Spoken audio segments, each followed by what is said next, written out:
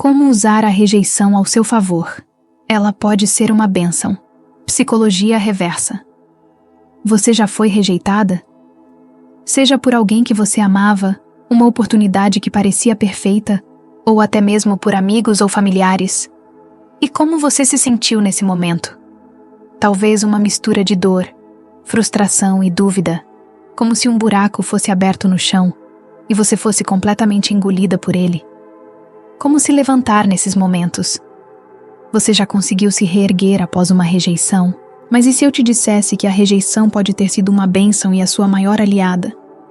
Que por trás de cada não existe uma lição poderosa que pode mudar a sua vida e ainda te deixar muito mais forte e inabalável. Fique comigo nesta jornada, porque hoje vamos descobrir como a rejeição pode transformar a sua vida e te deixar muito mais forte, sábia e estável. A arte de virar o jogo contra a rejeição. Os estoicos e a rejeição. Um encontro com a virtude. Para os estoicos, a rejeição era mais do que um revés. Era uma oportunidade de praticar as virtudes que definem a verdadeira grandeza humana. Marco Aurélio, Epicteto e Sêneca, em seus escritos, ofereceram caminhos para transcender a dor e o peso emocional que a rejeição pode causar. Marco Aurélio, em sua obra Meditações, traz ensinamentos que oferecem uma perspectiva clara sobre como lidar com situações em que nos sentimos rejeitadas ou contrariadas. Para ele, alguns princípios fundamentais do estoicismo, como o controle sobre nossas reações e o alinhamento com a ordem natural do universo, poderiam nos ajudar a lidar melhor com a rejeição. Vamos nos aprofundar nessas ideias tão relevantes. Não deixe que a rejeição te defina. Marco Aurélio acreditava que o valor de uma pessoa não é determinado pelas opiniões ou ações dos outros. Ele nos encoraja a sermos guiadas por nossos princípios, e não pelas aprovações externas. A alma torna-se tingida da cor de seus pensamentos. Essa citação sugere que a rejeição só nos afeta se a internalizarmos negativamente. Aceite a natureza das coisas. Tudo na vida ocorre conforme a natureza, e devemos aceitar o que está fora do nosso controle, incluindo a opinião e os julgamentos alheios. Na verdade, sempre haverá alguém para falar mal de você ou de mim, não importa o quanto sejamos perfeitos. Isso é algo profundamente ligado à natureza humana e à complexidade das relações sociais. A perfeição é subjetiva. O que parece ser perfeito para uma pessoa pode não ser para outra. Cada indivíduo tem seus próprios valores, preferências e filtros culturais que determinam como eles percebem o mundo. Assim, mesmo as ações mais virtuosas ou bem-intencionadas podem ser mal interpretadas. As pessoas existem para se ajudar mutuamente. Se não podem fazer isso, pelo menos não devem ferir umas às outras. Marco Aurélio, Meditações. Mesmo ao tentar ajudar, haverá quem não compreenda ou valorize sua intenção. Muitas vezes pode ser que a pessoa até mesmo te admire pelas coisas que você faz, fala e pensa, e no fundo do seu íntimo, ela gostaria de ser como você. Por este motivo, ela pode te atacar e menosprezar suas ações. Muitas vezes este comportamento é inconsciente. Ela não percebe que está te atacando injustamente.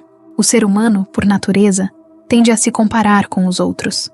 Quando alguém demonstra qualidades ou realizações que outros almejam, isso pode despertar inveja, e essa inveja frequentemente se manifesta como crítica ou desvalorização. Infelizmente, muitas pessoas, quando não conseguem atingir um nível de excelência e refinamento, tendem a rebaixar outras pessoas que apresentam essas características. É aquele velho ditado: ela não quer te ver mal ou no fundo do poço, ela apenas não admite que você possa estar melhor que ela. As pessoas projetam suas inseguranças nos outros. Muitas vezes, críticas negativas refletem mais sobre quem critica do que sobre o alvo da crítica. Pessoas inseguras, frustradas ou insatisfeitas podem projetar seus próprios conflitos internos naqueles que enxergam como superiores ou diferentes. Não podemos controlar os outros, como ensinou Epicteto. Temos controle apenas sobre nossas próprias ações e pensamentos, não sobre as opiniões ou comportamentos alheios. E cuidar das nossas ações e pensamentos já gasta uma energia muito grande. Quando você gasta energia tentando adivinhar ou até mesmo agradar outras pessoas, tenha certeza que está desperdiçando energia em vão. O desejo de agradar a todos ou de evitar críticas é inútil porque está fora do nosso domínio. Direcione essa energia para aquilo que realmente está sob o seu controle. Amiga estoica, se você quer ser um ser humano fantástico, seja você mesma. Seja autêntica, verdadeira e sua melhor amiga. Respeite as pessoas e os seus limites, e nunca se esqueça de ser humilde. Você não precisa de arrogância e nem de violência para ser quem você é.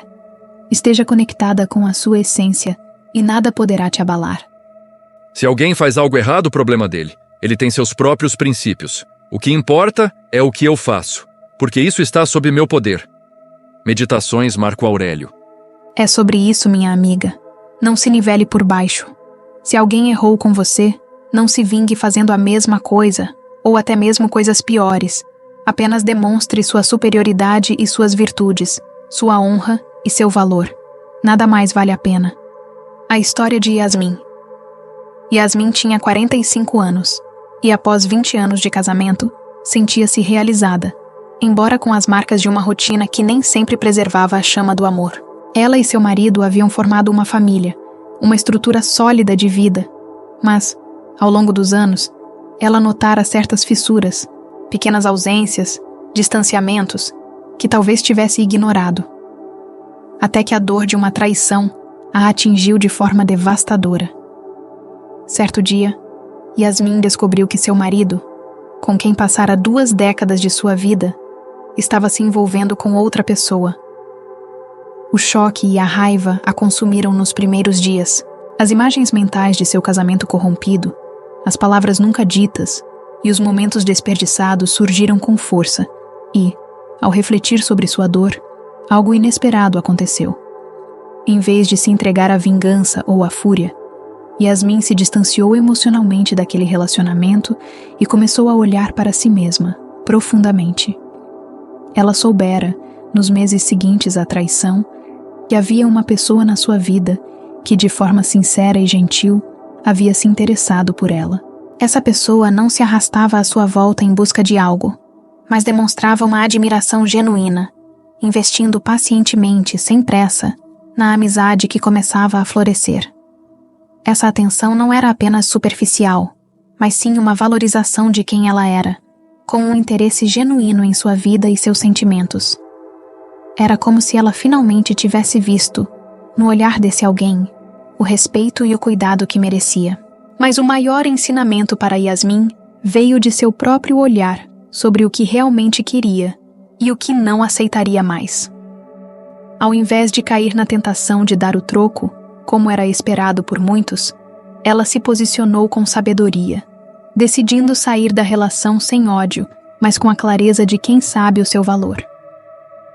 Ela tomou a difícil decisão de falar diretamente com seu marido, de forma serena, sem gritar ou acusar. Ela disse apenas o que ele precisava ouvir. Que o amor e a confiança estavam irremediavelmente quebrados, e que ela não iria mais permitir que aquilo a definisse ou limitasse. Seu marido, que talvez esperasse uma reação impulsiva de raiva ou uma luta amarga, ficou surpreso ao ver Yasmin tão serena. Ela estava decidida, tranquila e, mais importante, com um novo olhar sobre sua própria vida. Não foi um troco. Não foi uma vingança. Yasmin não estava ali para fazer ninguém sofrer, mas para caminhar com dignidade. O marido, perplexo com a calma de Yasmin e com a força de seu posicionamento, começou a refletir sobre o que estava perdendo. Ele nunca imaginara que ela pudesse se afastar sem hostilidade, sem se deixar consumir pela dor. Ele tentava fazer reparos, pedia desculpas, mas Yasmin não desejava mais um pedido vazio de perdão. Ela sabia que, para seguir em frente, precisava ser fiel a si mesma, mais do que a qualquer outra pessoa. E nesse processo de mudança e reconquista da própria autonomia, ela se libertou de seu casamento.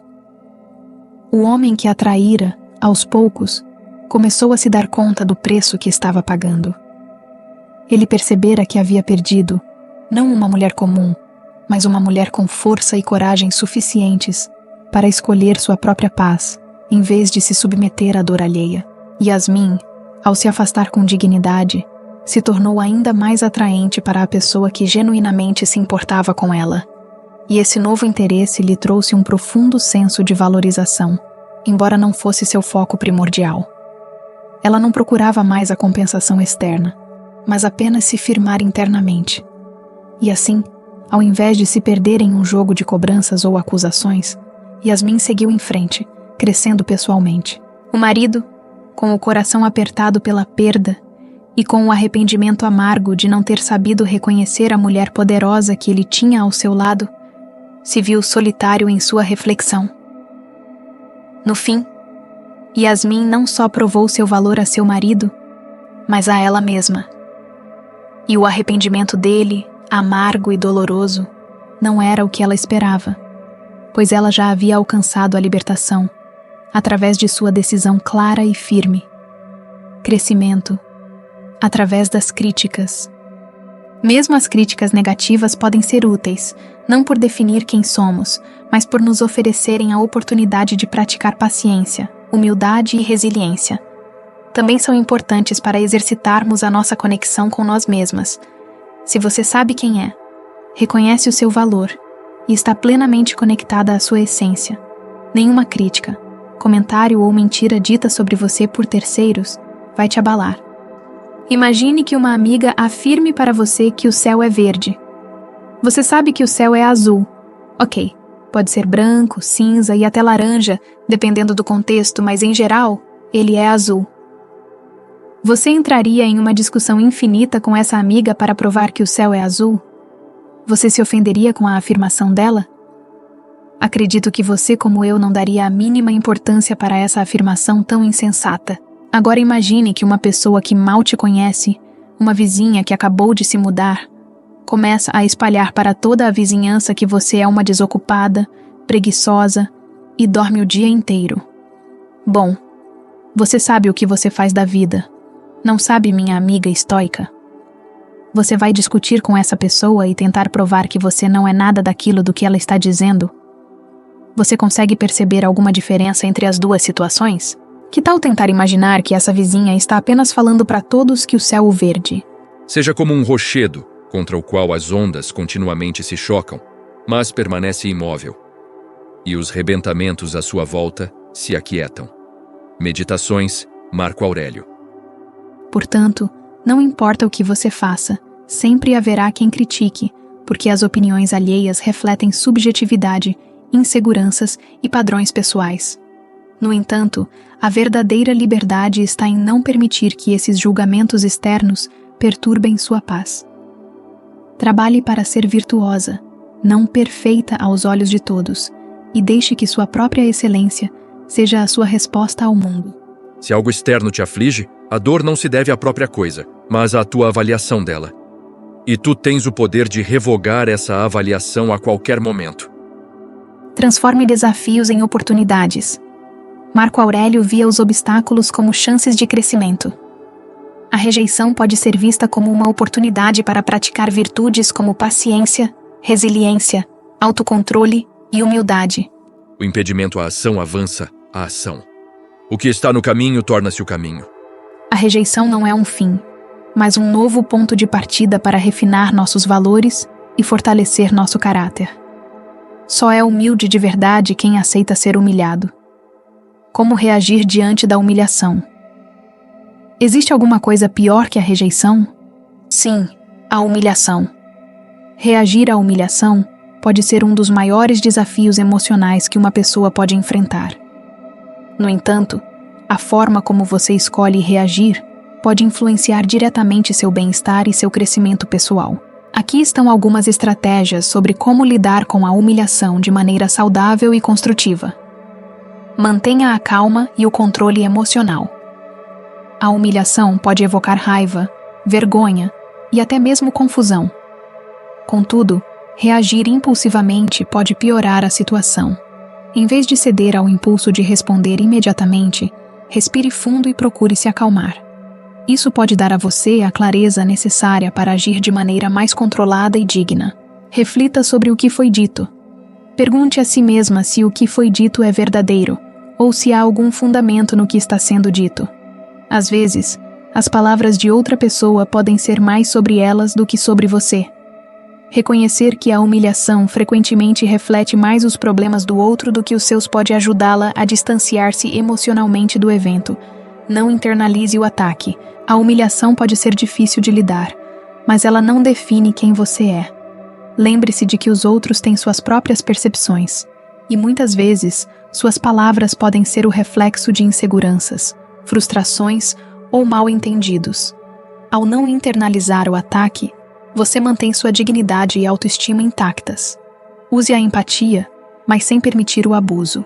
Tente ver a situação a partir da perspectiva da outra pessoa. Isso não justifica o comportamento dela, mas pode ajudá-la a lidar com isso sem tomar para si a negatividade ou o ressentimento. Compreender as motivações alheias pode, até mesmo, ajudá-la a se proteger em situações futuras, pois você entenderá melhor quando e por que ocorre esse tipo de comportamento. Defina limites claros e assertivos. Se você se sentir confortável e segura para fazê-lo, é importante afirmar sua posição de forma calma, mas firme.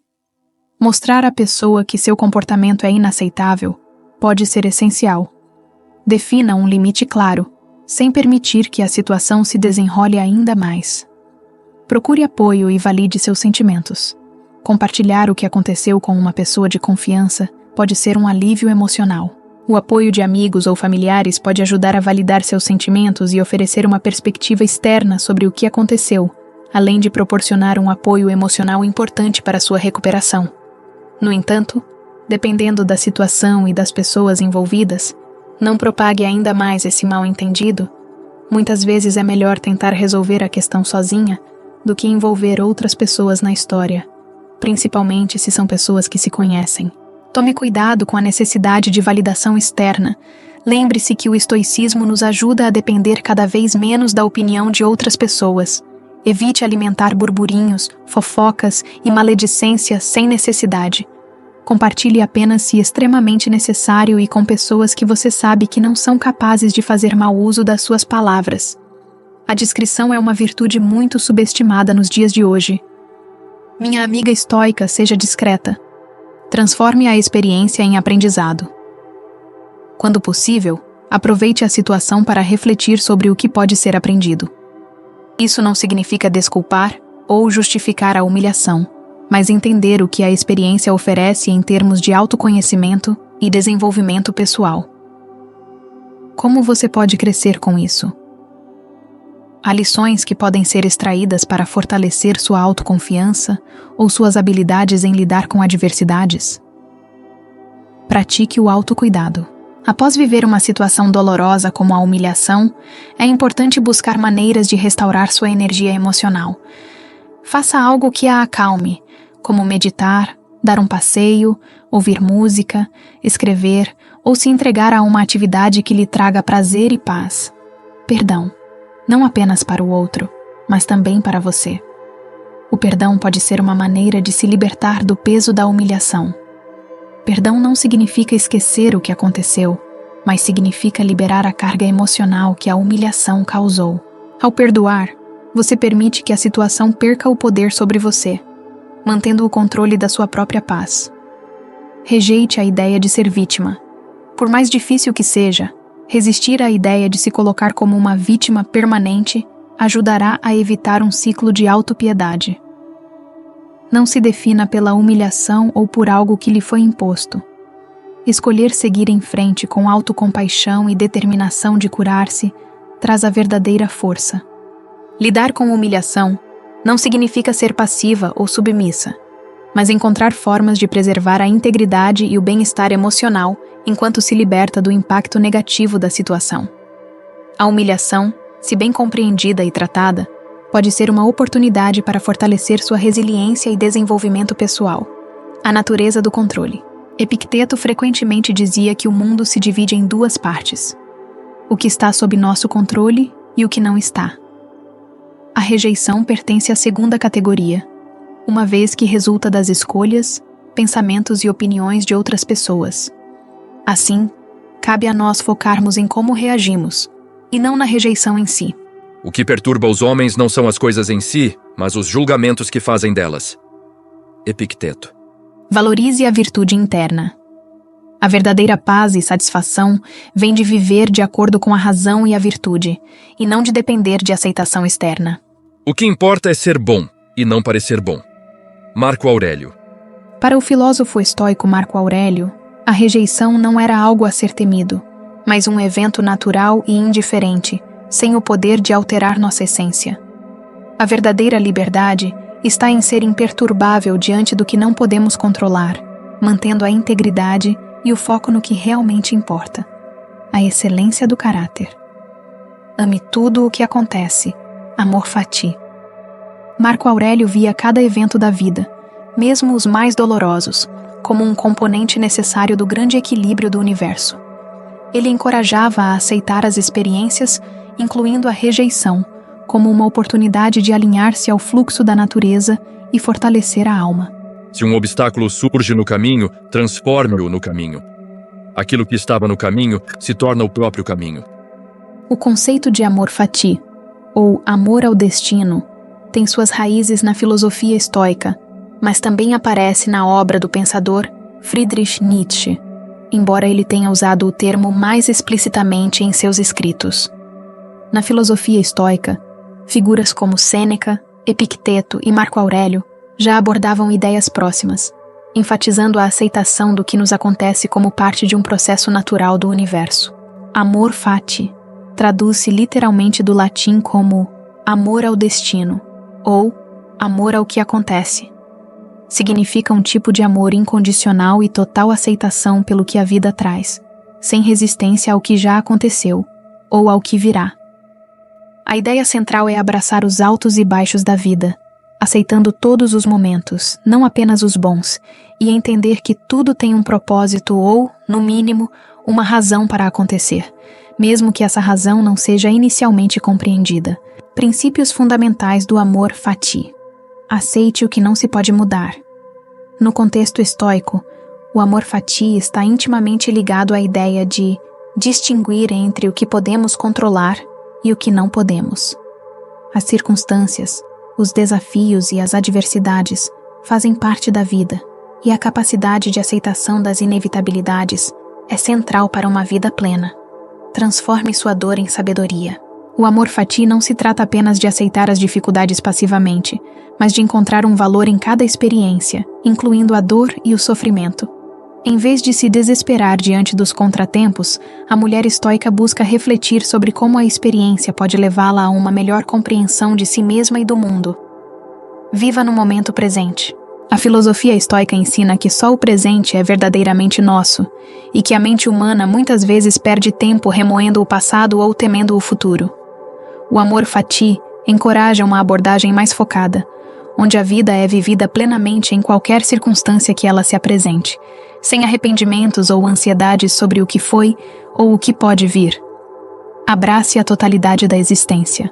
Amando o destino como ele é, se abraça não só os momentos bons, mas também as dificuldades, as perdas e as frustrações.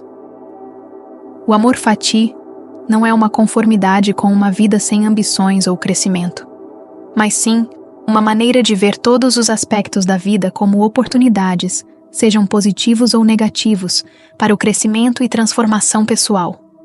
Nietzsche e a visão sobre o amor fati. Embora a ideia tenha sido abordada por filósofos antes de Nietzsche, foi ele quem a levou para um terreno mais pessoal e existencial, associando-a ao seu conceito de eterno retorno. Para Nietzsche, o amor fati seria a capacidade de afirmar a vida plenamente, mesmo com tudo o que ela traz. Um amor incondicional ao fluxo da vida, com tudo o que envolve, sem querer mudar ou rejeitar nada. Ele expressou isso de uma maneira provocadora e poderosa. Quero que você ame o seu destino, e que ame o que aconteceu e o que vai acontecer, sem arrependimentos, sem lamentações. Para Nietzsche, o amor fati é essencial para um amadurecimento psicológico e espiritual profundo. Ele considerava essa aceitação do destino como a chave para uma vida autêntica. Como aplicar o amor fati na prática? Enfrente os desafios com serenidade. Ao encontrar obstáculos, seja no trabalho, nos relacionamentos ou na saúde, o amor fati sugere que você os enfrente sem resistência. Ao invés de se ressentir pelas dificuldades, procure aprender com elas, acolhendo a situação como uma oportunidade. Mude sua mentalidade sobre o sofrimento. Em vez de tentar evitar ou ignorar o sofrimento, aceite-o como parte da jornada.